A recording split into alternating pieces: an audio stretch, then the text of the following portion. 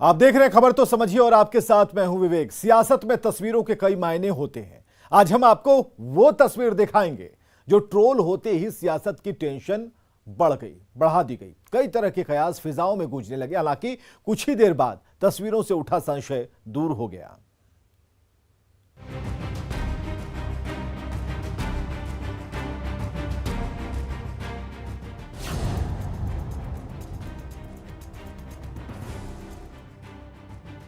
दो और 3 जुलाई को हैदराबाद में बीजेपी की राष्ट्रीय कार्यकारिणी की बैठक थी, जिसमें पीएम मोदी, केंद्रीय गृह मंत्री अमित शाह समेत तमाम बड़े नेता शामिल हुए थे। उसी दिन तेलंगाना बीजेपी की ओर से ट्विटर हैंडल पर आरसीपी सिंह के स्वागत की इन 2 तस्वीरों ने बरसाती मौसम में बिहार की सियासत का पारा चढ़ा दिया।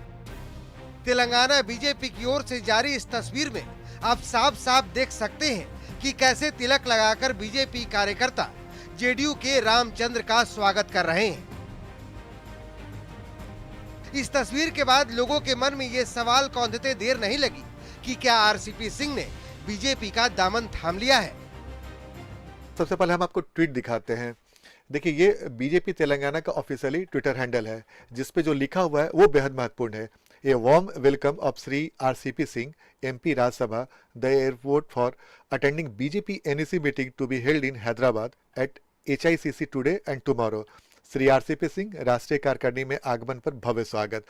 और उसके बाद तस्वीर देखिए, नेशनल एग्जीक्यूटिव मीटिंग की तस्वीर देखिए लगी हुई है, और जहां पे बीजेपी के कार्यकर्ता आरसीपी सिंह का स्वागत कर रहे हैं और इस वक्त शॉल पहनाकर इनका स्वागत किया जा रहा है। और पीछे बीजेपी का जो लोगो है कमल निशान और नेशनल एग्जीक्यूटिव मीटिंग। और इसी के बाद ये सवाल उठने लगे थे कि क्या बीजेपी के राष्ट्रीय कार्यकारिणी में आरसीपी सिंह क्यों शामिल हुए, किस हैसियत से शामिल हुए, क्या बीजेपी में शामिल होंगे। इस बात के कयास अभी लग ही रहे थे कि कुछ घंटे के बाद ही सुशील मोदी ने एक ट्वीट किया और उसने साफ किया कि जो भी खबरें चल रही हैं वो गलत है।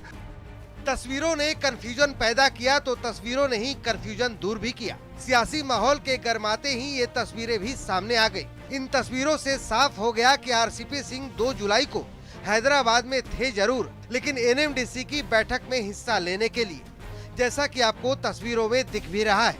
केंद्रीय इस्पात मंत्री आरसीपी सिंह सरकारी कार्यक्रम के सिलसिले में हैदराबाद आए हुए थे, जहां एयरपोर्ट पर मौजूद बीजेपी के कार्यकर्ताओं ने उनका स्वागत कर दिया। असल कंफ्यूजन यहीं से शुरू हुआ। वो एयरपोर्ट पे जो स्वागत की व्यवस्था रही है, इसमें जो भी सांसद मंत्रीगण या जो भी डेलीगेट्स आ रहे थे, उनके स्वागत की व्यवस्था ही होगी। तो केंद्रीय मंत्री वहाँ से गुजर रहे हैं तो उनका स्वागत कर दिया तेलंगाना के वहाँ के लोगों ने। लेकिन राष्ट्रीय का वो अपने निजी कार्यक्रम से या सरकारी किसी कार्यक्रम से गए होंगे।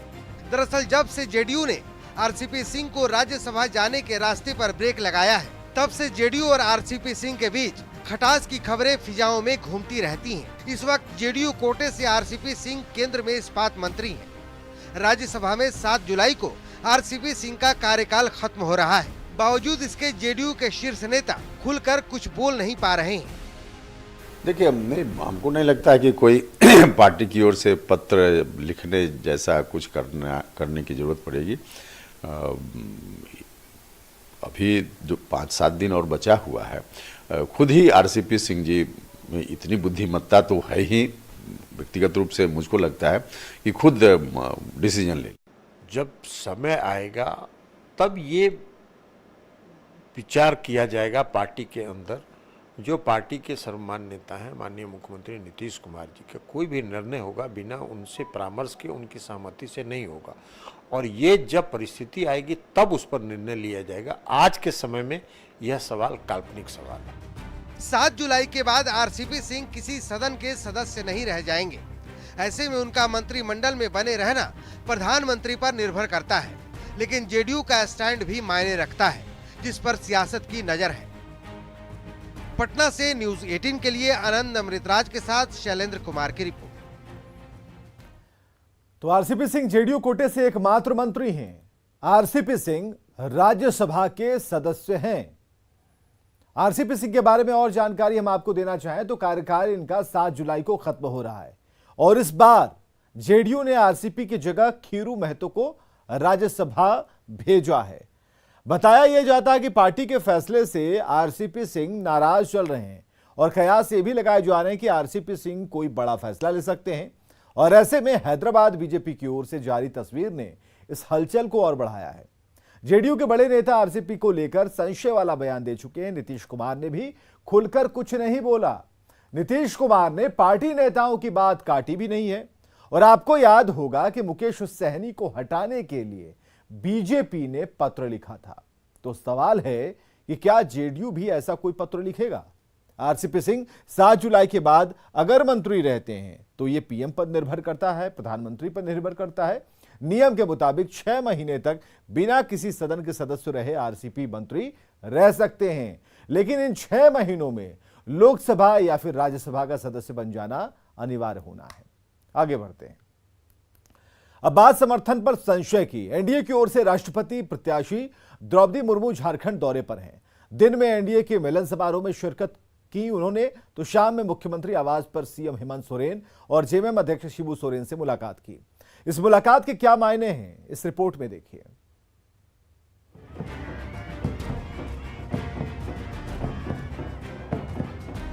फूलों की बरसात और ढोल नगाड़े से एनडीए की ओर से राष्ट्रपति उम्मीदवार द्रौपदी मुर्मू का झारखंड की धरती पर स्वागत किया गया।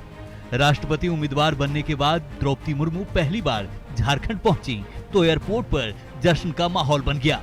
सबसे बड़ी बात है कि राष्ट्रपति पद की एनडीए प्रत्याशी द्रौपदी मुर्मू के झारखंड दौरे से पहले मुख्यमंत्री हेमंत सोरेन ने समर्थन को लेकर बड़ा संकेत दिया। सुबह 10:55 पर ट्वीट कर लिखा, भगवान बिरसा की पावन धरती पर हार्दिक स्वागत है। आदरणीय द्रौपदी मुर्मू जी को हमारी ओर से अनेक अनेक शुभकामनाएं और जोहार। सुबह में सीएम हेमंत सोरेन ने ट्वीट कर स्वागत किया तो शाम में राष्ट्रपति उम्मीदवार द्रौपदी मुर्मू मुख्यमंत्री आवास पहुंची, जहां सीएम हेमंत सोरेन और जेएमएम अध्यक्ष शिबू सोरेन से भेंट की। इधर कयासों का बाजार गर्म हो गया कि जेएमएम राष्ट्रपति उम्मीदवार द्रौपदी मुर्मू को समर्थन करने जा रहा है। बीजेपी पहले से उम्मीद लगाए बैठी है कि एक आदिवासी महिला का राष्ट्रपति बनना झारखंड के लिए गर्व की बात है। पहली दफा आज़ादी के जो 75 वर्ष अमृत महोत्सव देश मना रहा है और उस समय आदिवासी और उसमें भी महिला और झारखंड से तो इनको जुड़ाव रहा है, जो कि 6 साल तक यहाँ के गवर्नर रहे। माननीय द्रौपदी मुर्मू जी को ढेर सारी शुभकामनाएं देते हुए जीत तय है। भारी बहुमत से हमारे पूर्व राज्यपाल एनडीए के प्रत्याशी श्रीमती द्रौपदी मुर्मू जी भारी मतों से 18 तारीख को जीतेंगे। बीजेपी द्रौपदी मुर्मू की जीत को लेकर पूरी तरह से आश्वस्त है। दूसरी ओर जेएमएम ने अभी तक पत्ते नहीं खोले हैं। समर्थन के मुद्दे पर सीएम हेमंत सोरेन दिल्ली में केंद्रीय गृह मंत्री अमित शाह के साथ ही कांग्रेस नेता मल्लिकार्जुन खड़गे से भी मुलाकात कर चुके हैं। वहीं मुलाकात के बाद उन्होंने कहा था कि बाकी ब्रेक के बाद।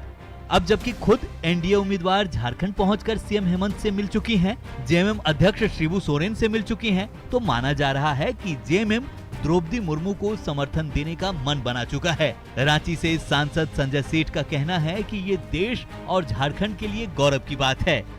हम सब इसलिए गौरवान्वित हैं कि देश का अगला राष्ट्रपति एक जनजाति समाज से महिला बनने जा रही है। ये देश के लिए गौरव और झारखंड के लिए गौरव की बात है।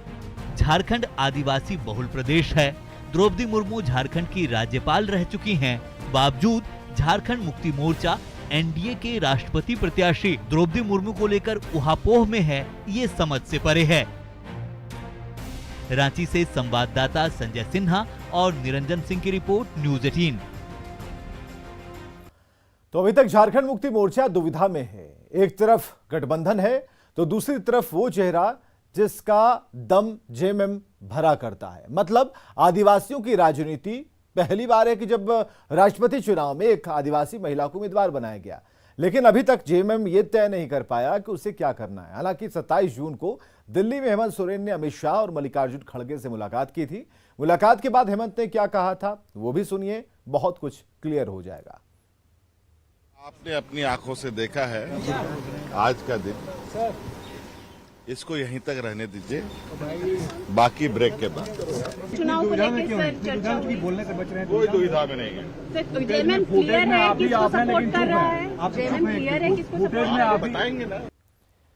खबर को समझिए कि हेमंत सोरेन के जोहार के मायने क्या हैं। अगर द्रौपदी मुर्मू राष्ट्रपति बनती हैं तो यह इतिहास होगा। द्रौपदी मुर्मू देश की पहली आदिवासी होंगी जो देश के सर्वोच्च पद पर पहुंचेंगी। द्रौपदी मुर्मू का राष्ट्रपति बनना आजाद भारत में इतिहास होगा। झारखंड में बतौर राज्यपाल द्रौपदी मुर्मू ने 6 साल से अधिक का वक्त गुजारा है और अपने पूरे कार्यकाल में वो कभी विवादों में नहीं रही हैं। 27 जून को हेमंत सोरेन अमित शाह से मिले थे और उसी दिन कांग्रेस नेता मल्लिकार्जुन खड़गे से भी उनकी मुलाकात हुई थी।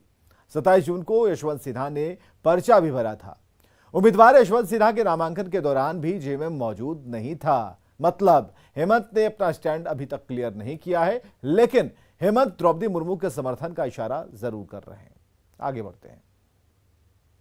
बिहार की राजधानी पटना में राजीव नगर इलाके के नेपाली नगर में अतिक्रमण पर बुलडोजर चल रहा है। कार्रवाई हो रही है और हाईकोर्ट ने 2 दिन के लिए कार्रवाई पर रोक लगा दी है। हाईकोर्ट ने घरों को तोड़ने पर 2 दिन के लिए रोक लगाई और कोर्ट ने पटना डीएम और हाउसिंग बोर्ड के एमडी को तलब किया है। मामले पर 6 जुलाई को सुनवाई होगी। नगर जमीन विवाद को लेकर पटना हाईकोर्ट ने अतिक्रमण उन्मूलन अभियान जो जिला प्रशासन की तरफ से चलाया जा रहा था उस पर स्टे लगा दिया है और स्टे लगाए जाने के बाद इस वक्त मैं अभी नेपाली नगर इलाके में मौजूद हूँ। आप यहाँ मेरे पीछे तस्वीरों में देखिए जो तमाम लोग हैं जिनके घरों को तोड़ दिया गया था और जिनके घर तक ऑलमोस्ट बुलडोजर पहुंच गया, वो तमाम लोग इस वक्त मौजूद हैं और जो स्टे लगाया गया है तो उसके बाद कहीं ना कहीं राहत की सांस ले रहे हैं। एक उम्मीद सी जगी है उनमें। सीधे तौर पर हम इन लोगों से ही बातचीत करते हैं और जानने की कोशिश करते हैं। सर, पहली प्रतिक्रिया, जिस तरीके से अभी हाईकोर्ट में फैसला आया है, सुनवाई हुई है, स्टे लगाया गया है, उस पर क्या कहेंगे? स्टे लगाया है तो मैंने खुशी की बात है। कम से कम जो है इस पर अब कार्रवाई शुरू हो गया। पहले तो कुछ हो नहीं रहा था कार्रवाई, आज तक 10 साल से कोर्ट में तो कम से कम सुनवाई नहीं हो रहा। जो सरकार चाह रहा था अपना घोषणा करते जा रहा था।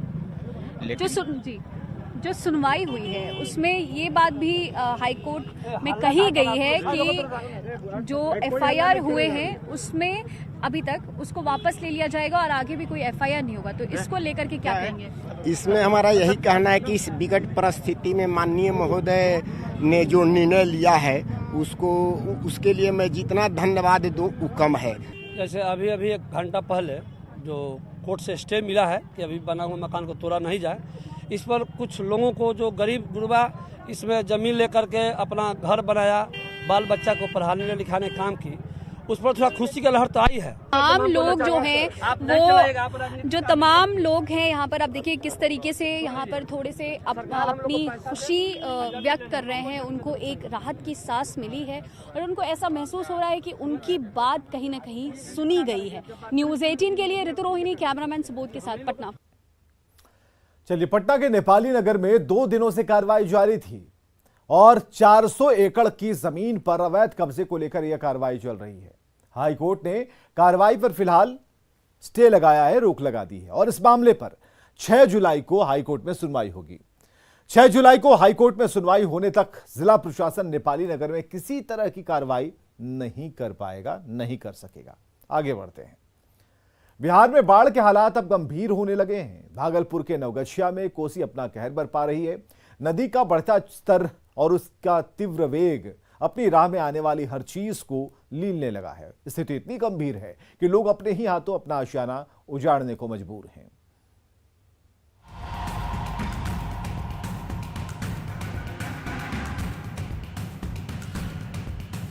कोसी के तीव्र कटाव ने अपना कहर बरपाना शुरू कर दिया है। ताश के पत्ते की तरह ढहने वाले इस मकान को देखकर ये समझना बहुत ही सहज है कि क्यों कोसी नदी को बिहार का शोक कहा जाता है। भागलपुर के गोपालपुर विधानसभा क्षेत्र के जहांगीरपुरी बैसी गांव में कोसी का उफान अपनी राह में आने वाली हर चीज को लीलने लगा है। बीते 3 दिनों के भीतर करीब 15 घर कोसी की गोद में समा चुके हैं। मजबूरी का आलम यह है कि जिन बच्चों के हाथों में कलम होना चाहिए था वो हथौड़ा उठाकर अपने ही घर को तोड़ रहे हैं ताकि कुछ नहीं तो मकान की ईंट ही बचा ली जाए।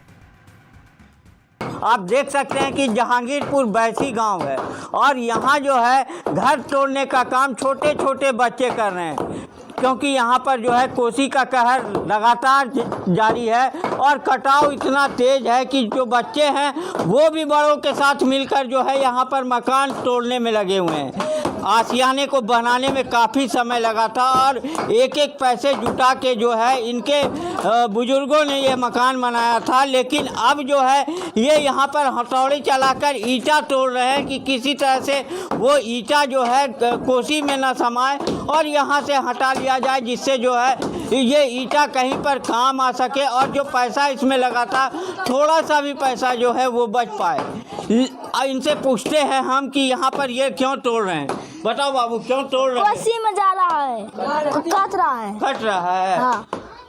तो छोटे छोटे बच्चे हो के तुम लोग भी इसमें लगे हुए हो कि ईंटा बच जाए। हाँ। क्या ईंटा बच जा। क्या नाम है? दिलशाद। अपने ही हाथों अपना घर तोड़ने की ये बेबसी कोसी के कहर का सबसे दुखद पक्ष है। लेकिन हालात इतने गंभीर हैं कि लुटते आशियाने की ईंट ही अब इन लाचारों की पूंजी है। इस मुसीबत में सरकार के अधिकारी और जनता के प्रतिनिधि दोनों नदारत हैं। किसी को इतनी भी फुर्सत नहीं कि एक बार मौके पर आकर स्थिति का जायजा ले सके। लगातार हो रही बारिश की वजह से बिहार में बहने वाली कई नदियां उफान पर हैं। कहीं कटाव होने लगा है, कई गांवों में पानी घुस चुका है, लोगों की मुश्किलें बढ़ चुकी हैं। सहरसा में कोसी ने कटाव करना शुरू कर दिया तो पूर्णिया में परमान नदी परवान पर है।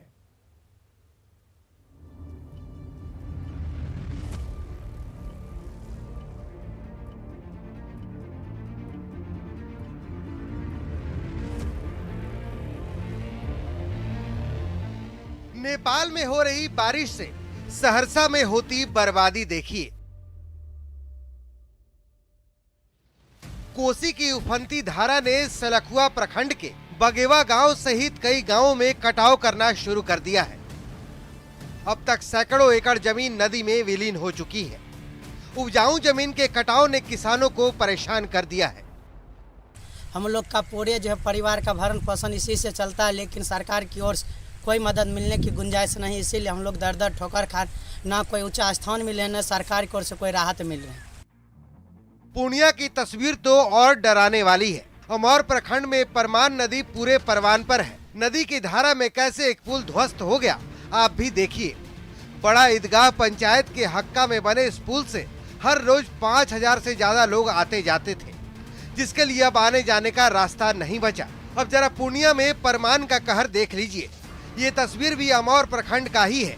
अमौर प्रखंड के दर्जनों गांवों में बाढ़ का पानी घुस चुका है, जिसके कारण खेत और सड़कें सब एक हो चुकी हैं। लहरिया गांव की ये तस्वीर, लोगों के घरों में पानी घुस चुका है। अगर ऐसे ही पानी बढ़ता रहा तो इस साल भी लोगों को घर बार छोड़कर बांध पर आसरा लेना पड़ेगा। और आप देख सकते हैं कि यहाँ पे चूल्हा चौका तक बंद है। लोगों के चूल्हे में पानी घुस गया है, लोगों के घर आंगन में पानी घुसा हुआ है। लोग जो छोटे छोटे बच्चे हैं वो छत पर रहने को विवश है, घरों में पानी घुसा हुआ है। उफनाती नदियों ने बिहार में बर्बादी की कहानी लिखनी शुरू कर दी है। लोगों की माने तो अब तक प्रशासन की तरफ से मदद के लिए बहुत कुछ नहीं किया गया है। अगर ऐसे पानी का प्रवाह गाँवों की तरफ बढ़ता रहा तो इस साल भी हालात पिछले साल की तरह ही हो जाएंगे। न्यूज़ 18 के लिए सहरसा से अनुभव और पूर्णिया से कुमार प्रवीण की रिपोर्ट। जम्मू कश्मीर के लेफ्टिनेंट गवर्नर मनोज सिन्हा ने अमरनाथ यात्रा पर गए श्रद्धालुओं से मुलाकात की। मनोज सिन्हा ने बालटाल में अमरनाथ यात्रा बेस कैंप का दौरा किया, जहां उन्होंने तीर्थयात्रियों और अधिकारियों से बातचीत की है। उन्होंने श्रद्धालुओं को मिल रही सुविधाओं और सेवा की गुणवत्ता की जानकारी ली, साथ ही कंट्रोल रूम का निरीक्षण किया। जनता दरबार में सीएम नीतीश का बड़ा मानवीय पहलू सामने आया। सीएम के जनता दरबार में आया हुआ एक फरियादी अपनी बात ठीक तरीके से सीएम के सामने नहीं रख पा रहा था और वो उठकर जाने लगा, तो सीएम ने उसे बिठाया और उसकी समस्या को लेकर अपर मुख्य सचिव को फोन लगवाया और मामले को जल्द से जल्द सुलझाने का निर्देश दिया। 1965 में हम भी देख चुके हैं। हम ठीक है, एक मिनट को लगाइए। अपर मुख्य सचिव राजभवन।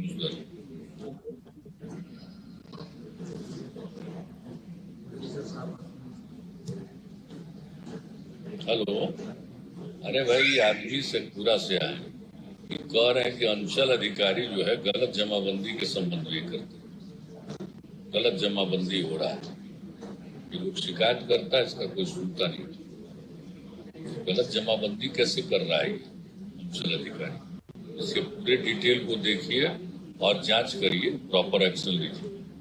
तो बहुत आश्चर्य की बात है, गलत जमाबंदी कैसे कर रहा है, ये आप भी बता रहे हैं। और खबरें लगातार जारी हैं, बने रहिए हमारे साथ।